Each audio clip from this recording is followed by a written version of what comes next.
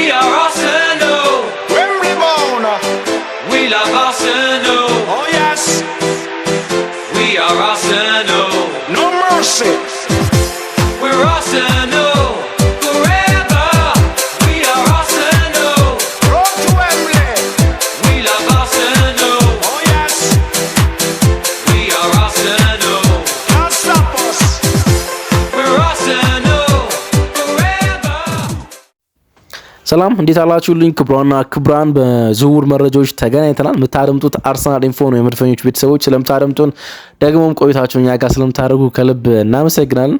አርሰናል የቡድን ከፍታ ጥራት በዚህ ውድድር ዓመት መጨመር ይፈልጋል። በአማካኝ ስፍራ ውስጥ ያን ጥራት በብሩኖ ጉሜሬሽ ዝውውር ውስጥ ማሳካት ችሏል። ከፍ አድርጎታል ጥራቱን። በፊት መስመሩም ይህን ጥራት ማሳደግ ይፈልጋል። የተለያዩ ተጫዋቾች ከአርሰናል ጋር ሰማቹ ሲያዝ ቆይቷል። እናም ፌል አድርገዋል። አርሰናል ወደ ፕላን ኤው አምርቷል። ግን ፍጹም አስቸጋሪ ወደ ሆነው የኬናን ይልዲዝ ዝውውር ማለት ነው። ለምን በጣም ፍጹም አስቸጋሪ እንደሆነ እነግራቸዋለሁ። የአርሰናል የዚህ ውድድር ዓመት የመጀመሪያ እቅድ የነበረው ኬናን ይልዲዝ ነበር። ግን ፍጹም አስቸጋሪ ስለሆነ አርሰናል በፍጥነት ነበረ ከዝውውሩ የወጣው። ለምንድን ነው አስቸጋሪ የሆነው?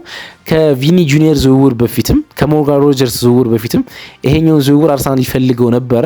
የሚኬል አርቴታም ትኩረት ይሄኛው ተጫዋች ነው። ግን ዝውውሩ ጥቂት ውስብስብ ነው። ስለ ተጫዋቹ ባለፈው ውድድር ዓመት ስላሳለፈው ብቃት እና ለአርሰናል በምን አይነት መንገድ ሊጠቀም እንደሚችል በጥቂቱ እናነሳለን። ዝውውሩ የተሳካ ባይሆን ማለት ነው። አሁን ወደ አርሰናል ድጋሚ የመጀመሪያ ትኩረት ሆኗል ኬናን ይልዲዝ ማለት ነው። ግን የኬናን ይልዲዝ ዝውውር ባይሳካም በግራ መስመር አጥቂ ቦታ ላይ አርሰናል ሊመለከታቸው የሚችሉ ተጫዋቾች አሉ። በተለይ ደግሞ ገበያ ላይ ያሉ ማለት ነው። እነሱን እንጠቅሳለን። ወደ 3-4 ስሞችን አያይዘን እናነሳለን ማለት ነው። አብራችሁን ስለምትቆዩ ደግሞም ስለምታደምጡን ደግሞም ሀሳባችሁን ስለምትሰጡን ደግሞም ቪዲዮን ገና ሲጀምር ላይክ አድርጋችሁ ስለምትጀምሩልን ከልብ እናመሰግናለን። በተለይ ቪዲዮ ላይክ ማድረግ አይረሳ። ሁሉንም ስለምታደርጉ አብራችሁን ስለምትቆዩ ከልብ እናመሰግናለን። ተመልሼ እመጣለሁ።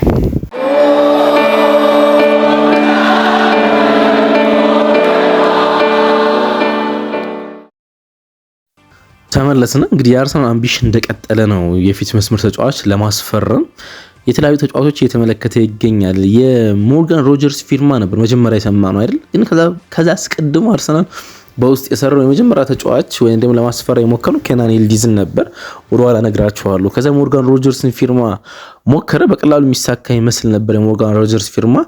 የአርሰናልን 10 ቁጥርም እንዲሁም ደግሞ ዋይድ በደንብ ያስተካክላል ተብሎ የተጠበቀ ነው። ቼልሲ በመሃል ገብቶ ለተጫዋቹ አርሰናል ካቀረበው ሂሳብ እናም ደግሞ አርሰናል ማርኬት ቫልዩን ብሎ ካሰበው ከፍ ያለ መደራደሪያ ሂሳብ አቅርቦ ተጫዋቹን የግሉ አረገ። አርሰናል አምቢሽን ከዚህም በላይ ለጠጠና በሪያል ማድሪድ እና በቪኒ ጁኒየር መካከል ያለውን ሰጣ ገባ ለማዳመጥ ሞከረ። እናም በሁለቱ ተጫዋቾችና በክለቦች መካከል ምንም አይነት ስምምነት ማይኖር ከሆነና ወደ ማርኬቱ የሚቀርብ ከሆነ ቪኒ ጁኒየር አርሰናል በዝውውሩ የመሳተፍ ፍላጎት እንዳለው ለዓለም አሳወቀ። እናም በትኩረት እንስቦ ባለፉት ሳምንታት ቆየ ይሄ ጉዳይ። ግን ቪኒ ጁኒየር በመጨረሻ እዛው መቆየቱ እርግጥ ሆነ። አርሰናል እርግጥ ለተጫዋቹ ምንም አይነት የዝውውር ሂሳብ አላቀረበም ለሪያል ማድሪድ። ከሪያል ማድሪድ ጋር እንደዚህ ጥል ውስጥ መግባት የፈለገ አይመስልም አርሰናል። የአርሰናል ትልቁ ፍላጎት በተጫዋቹና በሪያል ማድሪድ መካከል ምንም አይነት መግባባቶች ከሌለ ብቻ ወደ ዝውውሩ የመግባት ነው። በመጨረሻ ቪኒ ጁኒየር እዛው ለመቆየት ወስኗል አርሰናል። ስለዚህ የመስመር ተጫዋቹን እድገት ለማሳየት አሁን በዛ ቦታ ላይ ክርስቶስ ዞሊስ ወደ አርሰናል አራይቭ ያደረገው ዋናው ጉዳይ የሊያንድሮ ትሮሳር ተተኪ ለመሆን ነው። ገብርኤል ማርቲኔሊ እስካሁን በአርሰናል ውስጥ ይቆያል ማለት ነው። ያ ማለት የቡድኑን የዛ መስመር ጥራት ከፍ አለ ማለት ይከብዳል። ስለዚህ አርሰናል በዝውውሮች ውስጥ የመሳተፍ እድሉ በጣም ሰፊ ነው።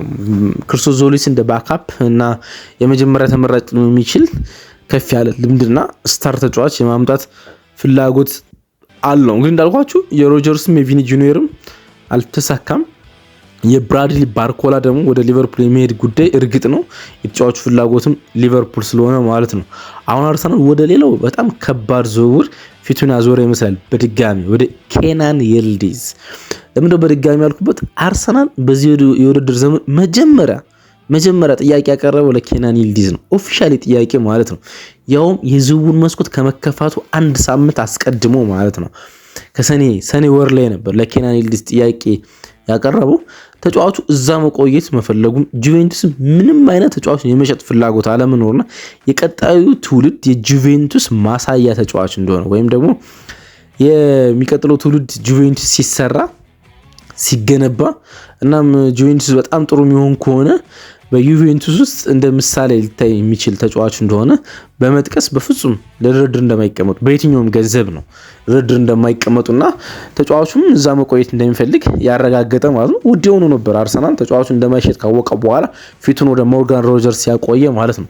ስለዚህ አሁን ወደ ኬናን ይልዲዝ ዝውውር ሊመለስ እንደሆነ ነው እየተሰማ የሚገኘው። ለተጫዋቹም እንዲሁም ደግሞ ለዩቬንቱስም መጀመሪያ ካሰቡት እና ሀሳባቸው ሊያስቀይር የሚችል የድርድር ሂሳብ አርሰናል ሊያቀርብ ዝግጁ እንደሆነ ነው እየተሰማ የሚገኘው። ባንኮኖሪዎች እንግዲህ ወደ አውሮፓ ሻምፒዮንስ ሊግ ማለፍ አልቻሉም አሁንም ማለት ነው። ግን ተጫዋቹ እንደዛም ሆኖ በዛ የመቆየት ፍላጎት አለው፣ ከፍ ያለ ፍላጎት ማለት ነው። በዩቬንቱስ የመቆየት ከፍ ያለ ፍላጎት አለው። ኬናን ይልዲዝ ማራኪ ተጫዋች ነው። በጣም አስደናቂ ቁጥሮች የሉትም። የአርሰናልን የጎል ጥራት የሚጨምር በጣም አስደናቂ ቁጥሮች የሉትም። ግን በጣም ማራኪና የተቃራኒ ቡድን ቶሎ የሚረብሽ ሁለት እግሮች ያሉ ተጫዋች ነው። ቱፉት ሲባል ሰምታችኋል። ማንኛውም ሰው ቱፉት ነው ያለው፣ ሁለት እግር ነው ያለው እግር ኳስ ተጫዋች ስለተለይ ከሆነ ማለት ነው። ግን ቱፉት ማለት በእግር ኳሳዊ ቋንቋ ወይም ደግሞ በእግር ኳስ ዲሽክረኒ ሁለቱንም እግሮች ለመጫወት የሚጠቀም ተጫዋች እንደማለት ነው።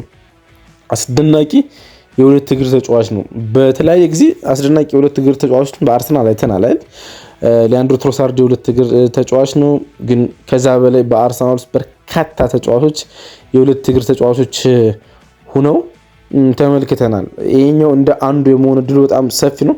በ2025-26 ኬናን ለቢያንኮኔሪዎች 20 የጎል ተሳትፎች ነበሩት በ47 ጨዋታዎች በሁሉም ውድድሮች ማለት ነው። 11 ጎልና 9 አሲስት ማለት ነው። ሊጉ በመጀመሪያዎቹ 15 ጨዋታዎች 5 ጎል አስቆጥሯልና በ50 ዓመት የጁቬንቱስ ታሪክ ውስጥ ደግሞ አለው በ50 ዓመት የጁቬንቱስ ታሪክ ውስጥ ሁለት ተጫዋቾች ብቻ ናቸው 21 ዓመት ሳይሞላቸው በመጀመሪያ 15 ጨዋታዎች 5 ጎሎችን ያስቆጠረው። አንደኛው ኬናን ይልዲዝ ነው። ሁለተኛው የኬናን ይልዲዝ የቦይሁድ ሄሮ ነው፣ የልጅነት ሄሮ ነው። አሁንም በጁቬንቱስ ለመቆየት የሚወስነው ለዚህ ተጫዋች ሲል ነው፣ ለአሌክሳንድሮ ዴል ፔሮ ሲል ማለት ነው። አሌክሳንድሮ ዴል ፔሮ 1994-95 በመጀመሪያ 15 ጨዋታዎች 5 ጎሎችን አስቆጥረው ነበር። ከዛ በኋላ በዩቬንቱስ ቤት ውስጥ ወይም በአሮጊቷ ቤት ውስጥ በ15 ጨዋታዎች ውስጥ 5 ጎል ማስቆጠር የቻለ ከ21 ዓመት በታች የሚገኝ ተጫዋች ኬናን ይልዲዝ ነው። ያን ያህል በቡድን ውስጥ ያለው ተጽዕኖ ከፍ ያለ ተጫዋች እንደሆነ በደንብ የሚታይ እንደሆነ ማንሳት ይቻላል። ነን ኢታሊያን የሆነ ደግሞ ጣሊያናዊ ያልሆነ ተጫዋቹ ነው። ከ21 ዓመቱ በፊት ይሄን ያህል ጎል አስቆጠረም። ሁለተኛው ተጫዋች ነው ሮበርቶ ቤታጊ የሚባል ተጫዋች። ከዚህ አስቀድሞ 1973 13 ጎሎችን አስቆጥሮ ነበር። ኬናን ይልዲዝ ከዚህ ደብል ቁጥር ያለው የጎል ተሳትፎ ያረገ ከ21 ዓመት በታች ሁለተኛው ነን ጣሊያናዊ ወይም ጣሊያናዊ ተጫዋች ነው ማለት ነው። ይሄ ቱርካዊ ኢንተርናሽናል በቱርክ ብሔራዊ ቡድን በጣም ተወዳጅ ተጫዋች ነው። ከአርዳ ጉለር ጋር የቱርክ ብሔራዊ ቡድን ረዥም ርቀት ይጓዛል ተብሎ ብዙ ተስፋ ከተሰነቀባቸው ብሔራዊ ቡድኖች እንደ አንዱ ነበር። መጨረሻ ላይ ባይሆንም ማለት ነው። ቅድም ስለ ሁለት እግር ሳወራችሁ ነበር አይደለ? አብዝቼ ማለት ነው። በቀኝ እግሩ 73 ሹቶችን ነው ማድረግ ይችላል፣ በቀኝ እግሩ ማለት ነው። ባለፈው የውድድር ዓመት 23 ሹቶችን ደግሞ በግራ እግሩ ማድረግ ችሏል። ደንበኛ ሳንቲ ካዛሩላ ልትሉት ትችላላችሁ። ደንበኛ ማለት ነው። 73 ሹት በቀኝ እግሩ 23 ሹት በግራ እግሩ ያደረገ ተጫዋች ነው። ከ106 ያለፉ የውድድር ዓመት ሹቶች ውስጥ ማለት ነው። ይልዲዝ ክሬተር ተጫዋች ነው። በጣም ክሬተር ነው። የጎል ዕድሎችን በመፍጠር ፍጹም ማታምኑት ተጫዋች ነው። ባለፈው ዓመት በአምስቱ ታላላቅ ሊጎች ውስጥ ከፍተኛ የጎል ዕድል የሚፈጠሩ ተጫዋቾች አንደኛው ብሩኖ ፈርናንዴዝ ነው። 98 የጎል ዕድሎችን ፈጥሯል። ሮሜን ሻሚድ 77 የጎል ዕድሎችን ከኦፕን ፕሌይ ፈጥሯል። ኬናን ይልዲዝ ሶስተኛ ነው። 67 የጎል ዕድሎችን መፍጠር ችሏል። የጎል ዕድልን በመፍጠር ዝም ብላችሁ ስታነጻጽሩት ቪኒ ጁኒየር 43 ነው ለምሳሌ የፈጠረው ማለት ነው። በ37 የላቀ ነው ከቪኒ ጁኒየር ማለት ነው። ከቪኒ ጁኒየር ጋር ተመሳሳይ ጥራት ያለው ተጫዋች ስታር ነው እያልኩ አይደለም፣ ግን የጎል ዕድል በመፍጠር የምታሙት አይነት ተጫዋች እንዳልሆነ ለማንሳት ነው። እና አስደናቂ የሆነ ተጫዋች ነው ኬናን ይልዲዝ። ግን ደግሞ ከሁሉም በላይ ከዳታዎችም ከተጫዋቹ ፍሌቨርም ልትወዱት የሚችሉት ያጫወት ያለው ተጫዋች ከመሆኑም በላይ ይሄን ተጫዋች ሚካኤል አርቴታ አብዝቶ ይወደዋል። ታምናላችሁ? አብዝቶ ምክንያቱም ባለፈው የውድድር ዓመት ጀምሮ ነበር ይሄን ተጫዋች ለማስፈረም እየፈለገ የሚገኘው። ይሁን የሚወዳቸው ተጫዋቾች አሉ። ሚኬል አርቴታ ለምሳሌ ብሩኖ ጉሜሬሽ አብዝቶ ነው የሚወደው። ለዛ ነው 3 ዝውውር ላይ የፈለገው ለ5 ዓመታት የጠበቀው ይሄን ተጫዋች ለማስፈረም ማለት በፓልሜሬስ፣ በሊዮን፣ በኒውካስል እያለ ተደጋጋሚ ጥያቄዎችን ሲያቀርብለት ያዳምጥ ነው ማለት ነው። ለኬናን ይልዲዝም እንደዚህ አይነት ነው። ባለፈው የውድድር ዓመት እንደዚህ አይነት አስደናቂ ሲዝን ከማሳለፉ አስቀድሞ አርሰናል ተጫዋች ለማስፈረም ፍላጎት ነበረው። ዩቬንቱስ የመሸጥ ፍላጎት ስላልነበረው ማለት ነው። በድጋሚ ዘንድሮም ጥያቄ አቅርቧል። እንግዲህ እንደሚታወቀው የአርሰናል ተደራዳሪ ጣሊያናዊ ነው ማርዚዮ ሚቼል። ከናፖሊ አርሰናል ያስፈረመው የአርሰናል ጉዳዮች በድርድር የሚመራው ማለት ነው። አንደኛው ማርዚዮ ሚቼል ጣሊያናዊ ከመሆኑ አንፃር እሱን ለማግባባት ለመጠቀም ይሞክራል ነው አርሰናል እየተባለ የሚገኘው። በድጋሚ እንዳልኳቸው የሚኬል አርቴታ በጣም ተወዳጅ ተጫዋች ነው። ሌሎችን ኦፕሽኖች አርሰናል መመልከቱ የሚቀር አይመስልም። አንደኛው ከዚህ ቀደም ጠይቀውታል፣ ግን በተደጋጋሚ ጉዳት ጥራቱ ወርዷል። የኒኮ ዊሊያምስ ጉዳይ በስፔን ብሔራዊ ቡድን እንኳን ተጠባባቂ ሲሆን ተመልክተነዋል። ባለፈው ውድድር ዓመት አርሰናል ከተመለከታቸው እና ካሰባቸው ተጫዋቾች አንዱ የኒኮ ዊሊያምስ ነው። ኮንትራቱን አድሷል፣ ግን ደግሞ ኮንትራት ማደሱ ለመቆየቱ ማስተማመኛ ነው። አርሰናል ከባስክ ግዛት ማርቲን ዙቢሜንዲ እንዳመጣ ይታወቃል። ከባስክ ሌላኛው ሪያል ሶሲዳድ አሁን ከሌላኛው ባስክ አትሌቲኮ ቢልባኦ ይሄን ተጫዋች ማምጣት ይፈልጋል። እስከ 2035 ኮንትራት አለው። አትሌቲኮ ማድሪድ ባለፈው ኮንትራቱ ሲያድስ በጣም ለጥጦ ነው ያደሰው።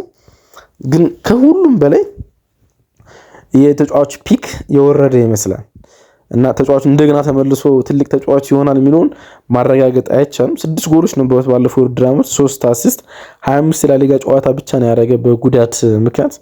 24 ዓመቱ ነው። አሁንም ገና ነው እድሜው። በባርሳ አሁንም ስቲል ይፈለጋል። በተለይ ደግሞ ፌራን ቶሬዝ ከቡድኑ ጋር መልቀቅ ተከትሎ በቡድኑ ውስጥ ተፈላጊ ነው። በአውሮፓ ዋንጫ በዓለም ዋንጫ ስፔን ጎል ስታስቆጥር ተመልክታችሁ ከሆነ ፌራን ቶሬዝ አርጀንቲናን የመጨረሻውን ጎልና የማሸነፊያውን ኳሱን ያቃበለው ይሄ ተጫዋች ነበረ። ጥራት ያለው ድሪብለር ነው። 8.2 ድሪብል በ90 ደቂቃ ውስጥ ያደርጋል። ባለፈው የውድድር ዓመት ማለት 8 ጊዜ ይሞክራቸዋል። በጣም ከፍ ያለ ቁጥር ነው በአማካይ ማለት። ላሚን ያማል፣ ጀርሚ ዶኮ በአውሮፓ ውስጥ ከፍተኛ ጥራት ያላቸው ተጫዋቾች ናቸው በእንደዚህ አይነት በኩል ማለት ነው። ከእነሱ በመቀጠል በድሪብል ልታነሱት የምችሉት አይነት ተጫዋች ነው ኒኮ ዊሊያምስ ማለት ነው። ቶሎ ድሪብል ለማድረግ እየሞከራል ተጫዋች ነው። ሪሊዝ ክሎዙ ወይም የውሉ ማፍረሻው 90 ሚሊዮን ነው። አሁን ካለው ማርኬት ቫልዩ አንፃር እንደባለፈው ውድድር ዓመት ቢሆን 90 ሚሊዮን በጣም ቀላል ነበር፣ ግን አሁን ተጫዋቹ ካለበት ስታንዳርድ አንፃር 90 ሚሊዮን ውድ ይመስላል። በዚህ ውድድር 90 ሚሊዮን በቀላሉ የሚከፈል አይነት ሂሳብ ነው፣ ግን ቅድም ባነሷቸው ምክንያቶች አርሰናል በቀላሉ ይህን ገንዘብ ይከፍላል ተብሎ አይጠበቅም። ሌላ አንድ ተጫዋች እንጥቀስ፣ ሚካ ጎትስ። ይሄ ሌላ ፍሌቨር ካላቸው ተጫዋቾች አንዱ ነው። ክቫራትስኬሊያን በሌላ ቨርዥን ማስፈረም እፈልጋለሁ የምትሉ ከሆነ ሚካ ጎትስ አንደኛው ነው። ግን በጣም በሚገርም ሁኔታ ፓሪስ ጀርሜን ተጫዋች ለማስፈረም ጫፍ ደርሷል። ግን አርሰናል ሌላው ሊመለከተው ከሚችለው ተጫዋች አንዱ ሚካ ጎትስ ነው። የአያክስ አምስተርዳም ተጫዋች ነው። ፓሪስ ጀርሜኖች ወደ ሊቨርፑል ያመራል ተብሎ የሚጠቀሙ ብራድሊ ባርኮላ እንደ ተተኪ ያስቡታል። ሃይጃክ ነው እንዲደረግ የሚችለው እንጂ ከፒኤስጂ ጋር በብዙ ነገር ወይም ብዙ ርቀት ሄዷል ተጫዋቹ። ብዙ ርቀት ወይም ደግሞ ፒኤስጂ የመግባት እድሉ ሰፊ ነው እና ትልቅ ሃይጃክ ያስፈልጋል ተጫዋቹን ለማስፈረም ማለት 30 የጎል ተሳትፎ ነበረው በአያክስ አምስተርዳም በኤርዲቪስ 17 ጎል እና 13 አሲስት ነበረው ባለፈው የውድድር ዓመት።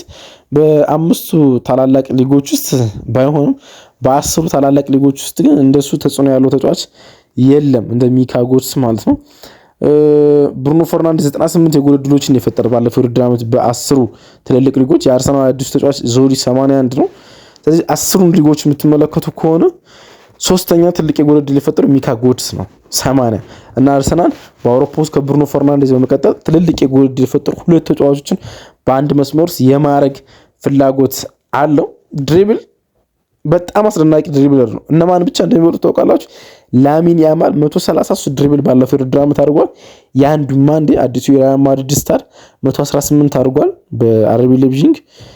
እሱ ደግሞ ሚካ ጎትስ ደግሞ 87 አድርጓል። ግን ይሄ ዝውውር ቅድም ባልኩት መንገድ ጥቂት ውስብስብ ይመስላል። ያንተ ምርጫ ግን ማን ነው ካላችሁኝ ይሄ ስም ይሆናል የኔ ምርጫ ማለት ነው። ኢልማን ኒዳዬ ይሄኛው ተጫዋች ደግሞ ትልቁ ችግር ገንዘብ ወዳጅ ነው። ማንም ገንዘብ ማይወድ የለም። ግን ደግሞ የሚካ ጎትስ በጣም የሚለየው ወደ አረብ ብቻ ነው መሄድ የሚፈልገው፣ ወደ አል ሂላል። ኢልማን ኒዳይ ባለፈው ድራማ በጣም ካስደነቁኝ ተጫዋች አንዱ ነው። የኤቨርተን ተጫዋች ነው። ከኤቨርተን በፊት በማርሴይ ቤት በሺፊልድ ቤት አይተነዋል። ግን በጣም ድንቅ ተጫዋች ነው። በጣም ድንቅ ተጫዋች ነው እና ስለ ድሪብል ጥያቄ ማታነሱበት ተጫዋች ነው። በነ ላሚን ያማል ልክ ላይሆን ይችላል። በፕሪሚየር ሊጉ ግን ከጀርሚ ዶኩ በመቀጠል ከፍተኛው የተሳካ ድሪብል ያደረገው ተጫዋች ኢልማን ኒዳይ ነው እና ባለፈው ዳምት ካየሁት በኋላ በጣም ወድጄዋለሁ እና የፕሪሚየር ሊግ ልምድ ስላለው እና ያለማቋረጥ በድፍረት የጎል ቁጥሮቹ የሹት ቮሊዩም አነስተኛ ነው፣ ግን የድሪብል ስኬቱ በጣም ግሩም ነው። ለምሳሌ ባለፈው ዳምት ቡካዮ ሳካ ብዙ ጉዳት ነበሩበት፣ የተሳካ ድሪብል ያደረገው 27 ነው።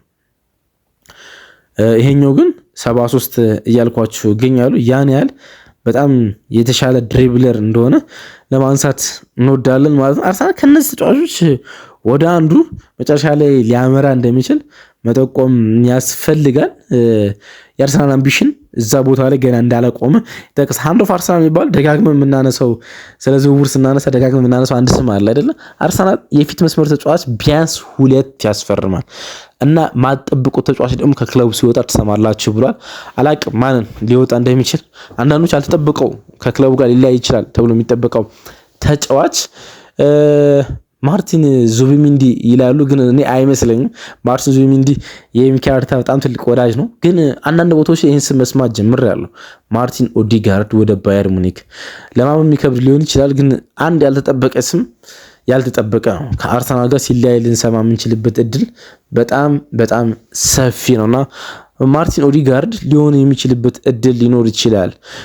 ሉዊስ ስኬሊ በቡድኑ ውስጥ ይቆያል። ማርቲን ዙቢሚንዲ በቡድኑ ውስጥ የሚቆይ ከሆነ የአርሰናል አማካኝ ስፍራ ጥራት ከፍ ስለሚል ማርቲን ኦዲጋርድ ከክለቡ ጋር ሊለያይ የሚችልበት እድል ሊኖር ይችላል። ይሄኛው እንደ ኦሬል ትይዙት ትችል ይሆናል።